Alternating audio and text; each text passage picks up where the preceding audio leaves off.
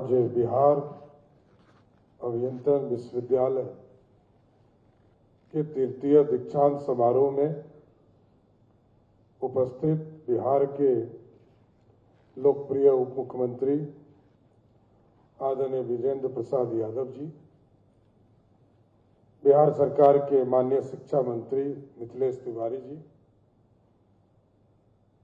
बिहार सरकार की माननीय मंत्री बहन शीला कुमारी जी, कुलपति सुरेश कांत वर्मा जी, कुल सचिव डॉक्टर प्रदीप कुमार जी, मेरे मुख्यमंत्री कार्यालय में मेरे प्रधान सचिव दीपक कुमार जी, मेरे सचिव लोकेश कुमार सिंह जी, बिहार सरकार में साइंस टेक के सचिव हिमांशु शर्मा जी, सम्मानित मंच और मंच के सामने आज इस समारोह में उपस्थित कई संस्थानों के पदाधिकारी हमें सामने में दिख रहे हैं। सभी छात्र छात्राएं जिनको आज डिग्री प्राप्त कर रहे हैं और यहां पर उपस्थित तमाम भाइयों एवं बहनों, आज साथियों दीक्षांत समारोह में आज का समारोह केवल डिग्री वितरण नहीं है, ये बिहार के भविष्य का रास्ता खोलने वाला दिन है। इसलिए मैं सबको जिनको जिनको आज दीक्षांत समारोह के माध्यम से डिग्री मिला है, मैं सबको एक शुभकामना और बधाई देने का काम करता हूं, क्योंकि आज देश के यशस्वी प्रधानमंत्री आदरणीय नरेंद्र मोदी जी विकसित भारत की कल्पना 2047 का भारत देखना चाहते हैं। बिहार के पूर्व मुख्यमंत्री आदरणीय नीतीश कुमार जी ने समृद्ध बिहार का रास्ता खोला है और साथियों 100 वर्ष से अधिक बिहार को हो गया। 2037 में हम 125 साल के हो जाएंगे और 2047 में 100 वर्ष की आजादी हो जाएगी। उस बिहार को बनाने के लिए हमारे बिहार के बच्चे, बिहार के लोग और बिहार के बच्चे जब शोध करेंगे, संवाद करेंगे और नई सभ्यता के बीच ज्ञान अर्जन करेंगे, तभी बिहार 125 साल में समृद्ध बिहार बन सकता है। और इसका रास्ता आपके माध्यम से खुलना है सच, क्योंकि आप स्वयं जानते हैं 21वीं सदी की अर्थव्यवस्था ज्ञान हो, डेटा हो, तकनीक हो या नवाचार से चलती है। जो राज्य ज्ञान का उत्पादन करेगा वही आर्थिक नेतृत्व करेगा, और ये तभी संभव है जब बिहार जैसे राज्य जहां की ज्ञान के लिए लोग जाने जाते हैं, बिहार समृद्धि का रास्ता इस देश के लिए खोला है साथियों। अर्थव्यवस्था से लेकर और जिस तरह अखंड भारत का सपना इसी बिहार के धरती से लोगों ने देखा, और लगभग 300 से 400 वर्ष तक सोने की चिड़िया यदि भारत कहलाया, जब तक ये मगध था तब तक सारी संरचना को स्थापित करने का काम किया। और आप समझते हैं, इतिहास के पन्ने में हम जब जाते हैं तो नालंदा भी यहीं, विक्रमशिला भी है।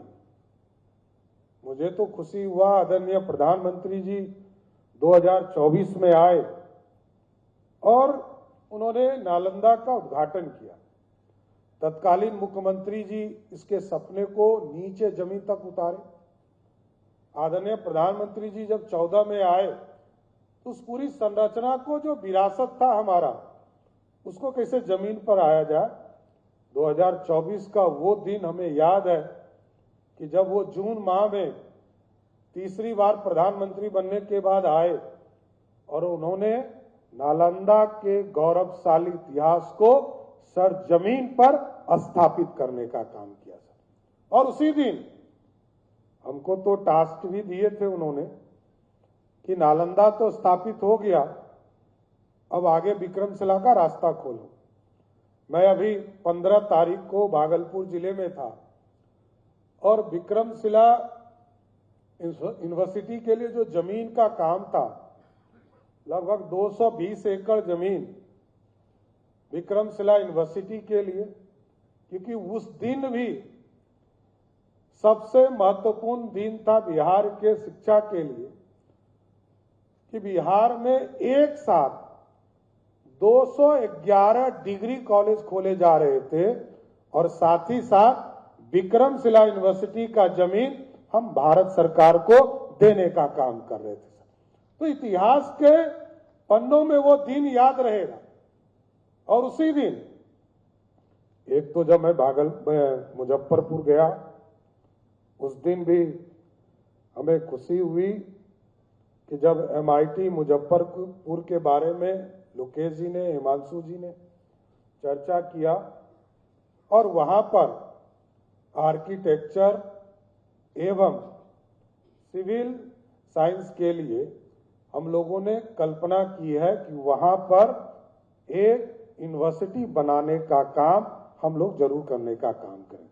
इसके साथ साथ जो भागलपुर की पावन धरती है, जब मैं गया 15 तारीख को, वहां पर भी आज दुनिया में सबसे ज्यादा लोग AI के माध्यम से आगे बढ़ना चाहते हैं और उसकी कल्पना के लिए कैसे उस जमीन हम लोग तैयार कर सके कि दुनिया के मानक के साथ बिहार के बच्चे खड़े हो सके।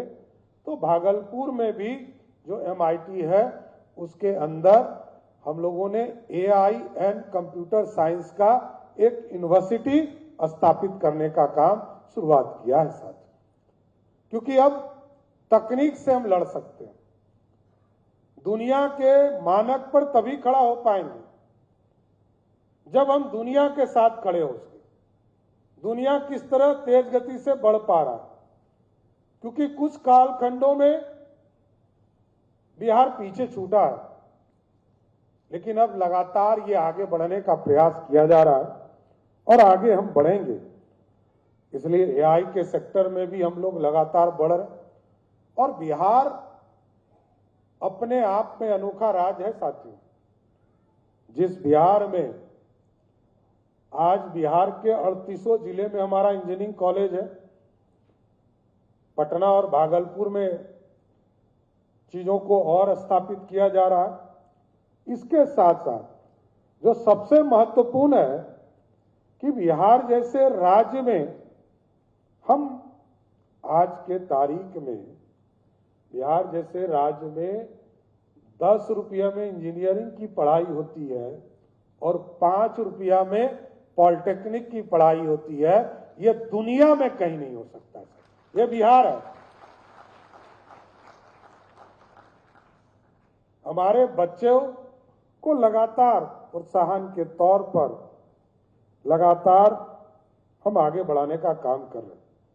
इसलिए आज तो मैं सबको शुभकामना भी देता हूं, लेकिन आपसे जरूर ये सहयोग चाहता हूं कि बिहार आगे बढ़ेगा तभी हम लोगों को समृद्धि का रास्ता खुल पाएगा।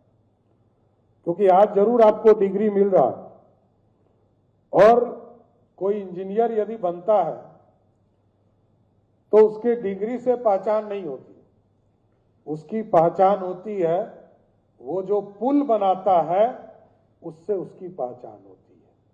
वो जो टेक्निक से जो नए इनोवेशन करते हैं उससे उसकी पहचान होती है। ये ज्ञान तो आज आपको प्राप्त हो गए, अब आगे का भविष्य आपको स्वयं तय करना है।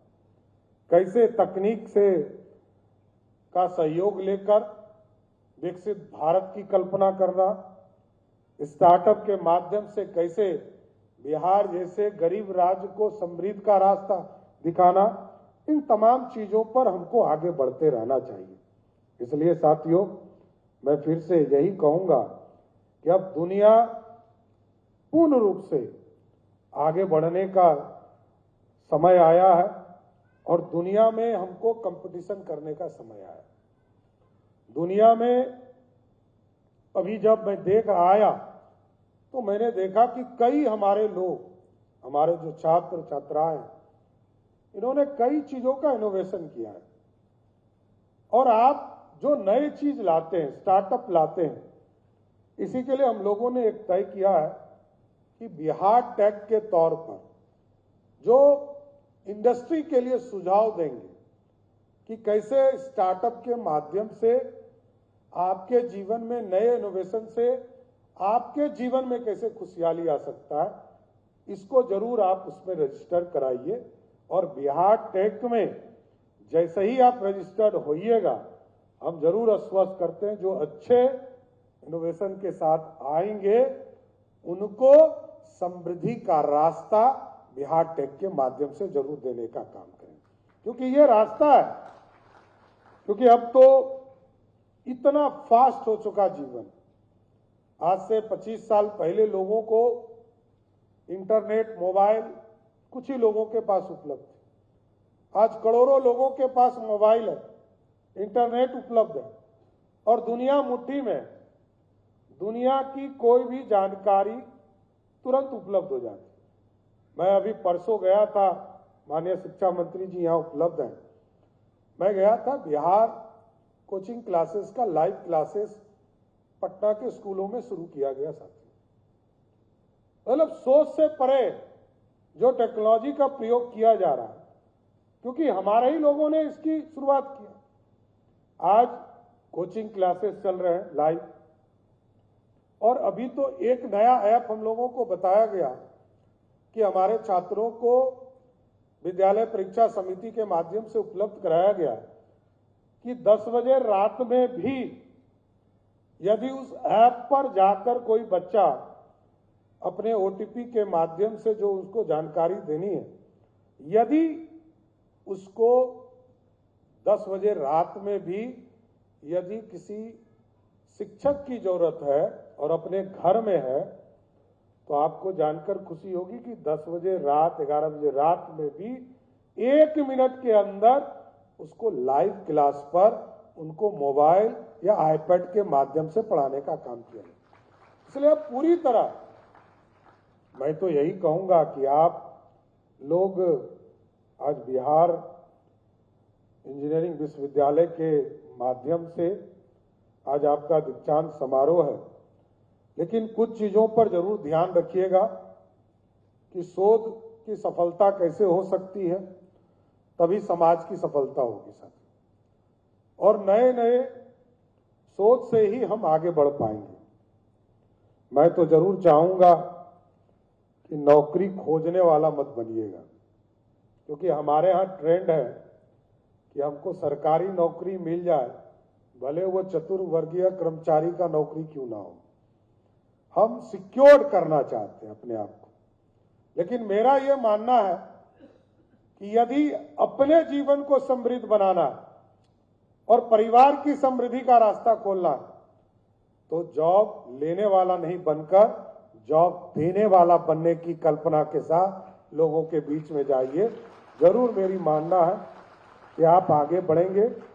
इसलिए मैं फिर से विकसित भारत और समृद्ध बिहार के रास्ते में इस युवा पीढ़ी का योगदान मिले, बिहार आगे बढ़े, बिहार समृद्ध हो, इसी कल्पना के साथ आप तमाम लोगों को शुभकामना देते हुए अपनी बातों को विराम देता हूं। बहुत बहुत धन्यवाद।